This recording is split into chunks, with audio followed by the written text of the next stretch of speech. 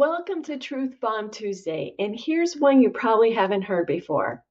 High blood pressure often starts in the liver. Yes, the liver, not the heart or the blood vessels, can be the first domino to fall.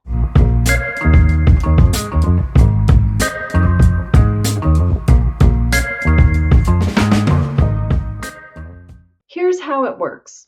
When you eat too many carbohydrates and sugars, fat starts to build up inside your liver. That's called non-alcoholic fatty liver disease, or NAFLD. A fatty liver becomes insulin resistant, and then that triggers the whole cascade. Your body retains sodium and fluid because insulin levels are higher. Your blood vessels become stiffer. Inflammation goes up.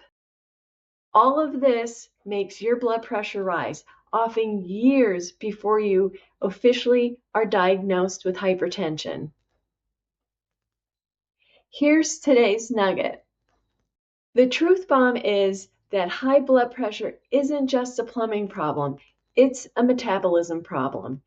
Treating it with pills ignores the root cause. I've worked with people who thought they just inherited high blood pressure, but when they cut carbs, drop processed foods, and heal their livers, their blood pressure normalized, sometimes to the point that their doctor had to reduce or even stop their medication. The liver was the key. I too had blood pressure during my pregnancies, and then once I hit 40, and it finally I got down to 1.25 milligrams of lisinopril. And when I finally went carnivore, I've eliminated blood pressure medicine altogether.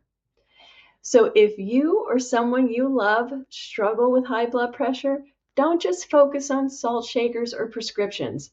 You have to look deeper. Support your liver health with real food, fewer carbs, and more movement. And if you want to learn about fatty liver and how to reverse it naturally, check out my video linked in the description below. Well, that's your Truth Bomb Tuesday. Your blood pressure often starts in your liver.